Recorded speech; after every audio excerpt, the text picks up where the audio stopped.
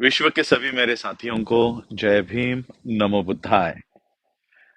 5 अक्टूबर 2022 को दिल्ली के अंबेडकर भवन में 10,000 से भी ज्यादा लोगों ने हिंदू धर्म का त्याग करके बौद्ध धर्म अपनाया। और जैसे बाबा साहब अंबेडकर जी ने बौद्ध धर्म अपनाने का तरीका सीधा और सरल बताया है, त्रिशरण, पंचशील और 22 प्रतिज्ञा।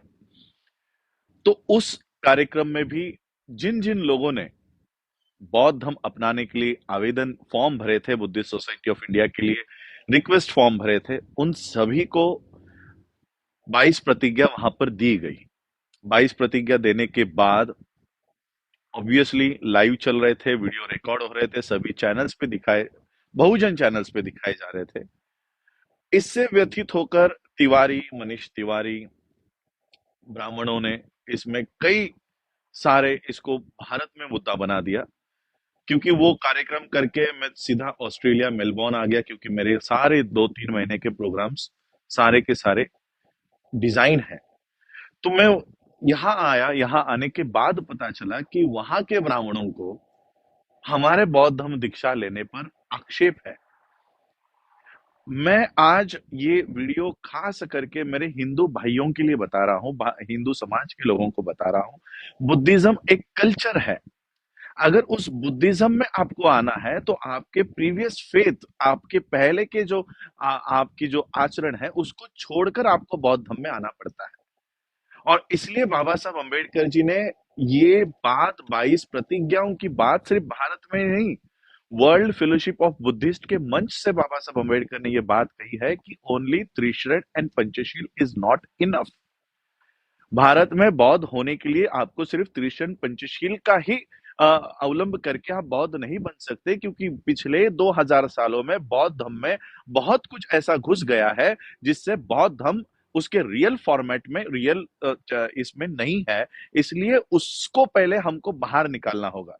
तो किसी भी इंसान को अगर बौद्ध बनना है तो उसके पहले के रीति रिवाज से उसको बाहर आना पड़ता है। इसलिए पहले की जो 3 प्रतिज्ञा है कि मैं ब्रह्मा, विष्णु, महेश को नहीं मानता। अब मुझे बताओ, कोई भी हिंदू हो, कोई भी मुस्लिम हो, कोई क्रिश्चियन हो, कोई सिख हो, इसमें किस भगवान को गाली है? मैं ब्रह्मा, विष्णु और महेश को नहीं मानता। नहीं मानने में क्या किसी की गाली वहां पर आ रही है? किसी भगवान का अपमान हो रहा है? अगर और ये प्रतिज्ञा हम किसको दे रहे हैं? क्या घर घर जाके हिंदुओं को बोल रहे हैं हम आप मत मानो? हिंदू फोल्ड में आप लोग भगवानों को मानते हो, आप लोग मानो। लेकिन हिंदू फोल्ड से जो लोग बाहर आना चाहते हैं और बुद्धिज्म में आना चाहते हैं, उनके लिए ये अनिवार्य है कि वो किसी भी भगवान को, क्योंकि बुद्धिज्म में भगवान का कॉन्सेप्ट नहीं है। बुद्धिज्म में ना आत्मा है, ना पुनर्जन्म है, ना परमेश्वर है, ना ईश्वर है, कोई नहीं है। तो अगर आपको बौद्ध होना है तो आपको बाबा साहब ने दिए हुए साइंटिफिक तर्क के आधार पर जो 22 प्रतिज्ञा बाबा साहब का रिसर्च है, वो अपना कर ही, वो लेकर ही बौद्ध धर्म में आपको आना है। अब एक तरफ ये कहते हैं कि हिंदू विरोधी है, ये हमारी जो बौद्ध धर्म दीक्षा है ये हिंदू विरोधी है। अगर आपको हिंदुओं से इतना प्यार है, आप कई लोग कह रहे हैं कि हम आपके बौद्ध धर्म दीक्षा से व्यतीत हो गए हैं। मैं कहना चाहता हूं कि आपके इस तरह से 22 प्रतिज्ञा के ऊपर इस तरह से कीचड़ उछालने पर हम बौद्ध आपके ऊपर व्यतीत है। क्या हम अपना बौद्ध धर्म भारत में नहीं फैला सकते, जो बाबा साहब अम्बेडकर जी ने हमको 22 प्रतिज्ञा के साथ बौद्ध धर्म दिया है? कल 5 अक्टूबर 2022 को इनका कहना है कि किसी पार्टी का मंत्री वहां पर क्यों है।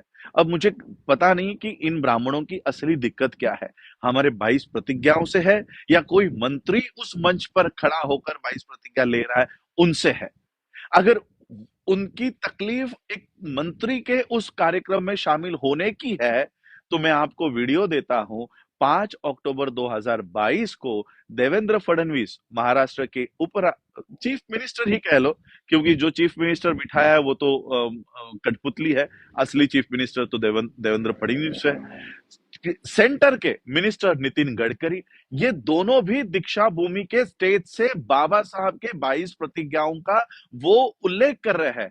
तो अगर राजेंद्र पाल गौतम के ऊपर अगर कार्रवाई की मांग आप कर रहे हो, तो नितिन गडकरी की कार्रवाई की भी मांग आपको करनी चाहिए, देवेंद्र फडणवीस की भी कार्रवाई की मांग करनी चाहिए, और उसी के साथ देश का प्राइम मिनिस्टर जिसने कुछ ही दिन पहले अंबेडकर एंड मोदी नाम का बुक रिलीज किया है, उन्हीं बाबा साहब अंबेडकर ने 22 प्रतिज्ञा दी है। तो 22 प्रतिज्ञाओं के साथ बाबा साहब अंबेडकर और मोदी की तुलना आप कर रहे हो, तो नरेंद्र मोदी के भी रेजिग्नेशन की मांग आपको करनी चाहिए, क्योंकि वो बाबा साहब के विचारों को प्रचार और प्रसार करने का दावा करते हैं।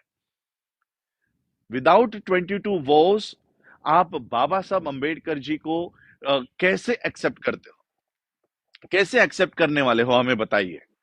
तो इसलिए बाबा साहब अंबेडकर जी के जीवन का अनिवार्य और एक अनडिविजिबल पार्ट 22 वोस है। बाबा साहब अंबेडकर जी के जीवन से आप 22 प्रतिज्ञाओं को नहीं हटा सकते, मिटा सकते, और बाबा साहब ने यही क्राइटेरिया बौद्ध होने के लिए दिया है।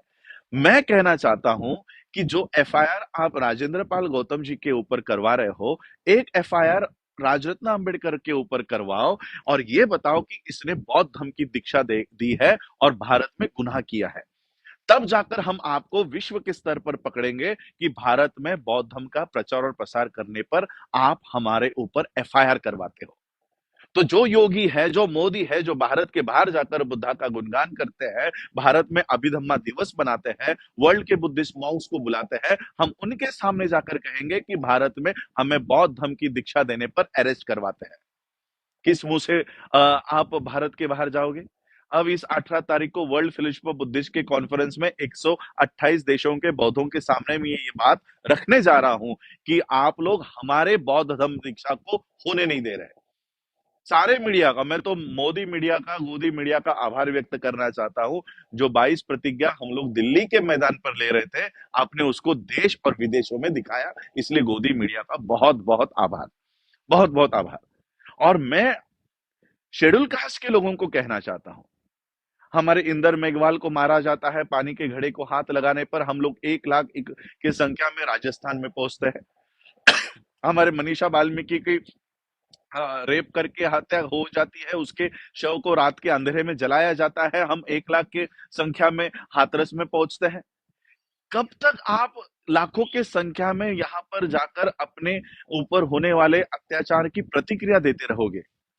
प्रतिक्रिया देना बंद करो, प्रतिक्रिया देना बंद करो। 1 लाख संगठन, 1 लाख नंबर में आप लोग वहां पहुंच रहे हो, उसको क्रिया में बदलो।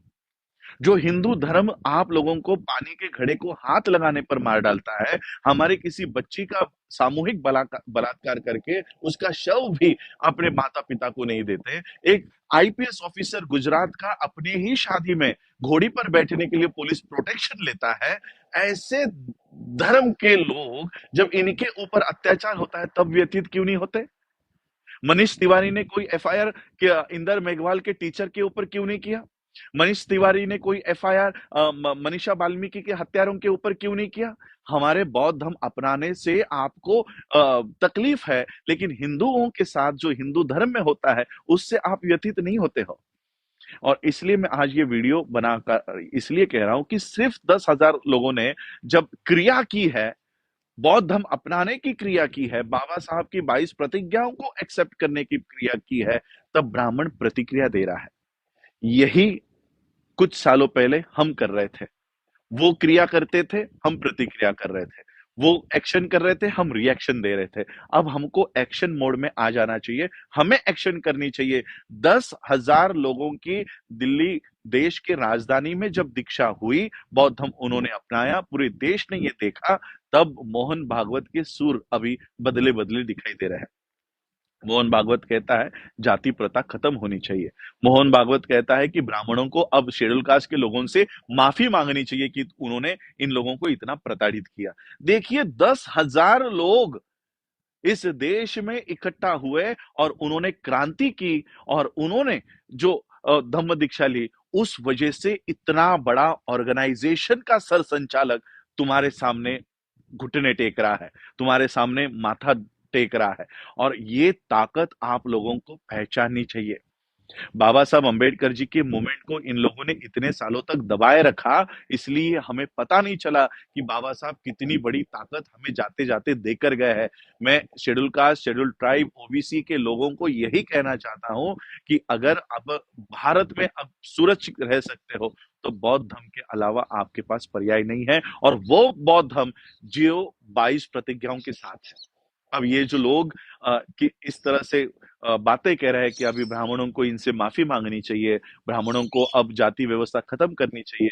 अब हमें समझ जाना चाहिए कि ये हमारे 22 प्रतिज्ञाओं से डरते हैं और बुद्ध के धम्म से डरते हैं। ये इनका पिन पॉइंट है। इसको अगर प्रेस करते हो तो ब्राह्मण मुंह खोलने को रेडी हो गया है और वो आपके सामने नतमस्तक होने को तैयार हो गया है। और इसलिए मैं यही कहना चाहता हूं, जो काम 10,000 लोगों ने दिल्ली में किया है, ये काम लाखों की संख्या में देश के कोने कोने में होना चाहिए। और हर स्टेट में मुझे लगता है आज ही के दिन, आज इंडिया में शायद अर्ली मॉर्निंग होगा, 5 या 6 बजे होंगे, या ऑस्ट्रेलिया में दोपहर के 11-12 बजे है। आज लखनऊ में भी बौद्ध धर्म का दीक्षा का कार्यक्रम होने जा रहा है, जिसमें ओबीसी बड़े पैमाने पर बौद्ध धर्म की दीक्षा ले रहा है और बनते सुमित रतन जी के माध्यम से ये हो रहा है।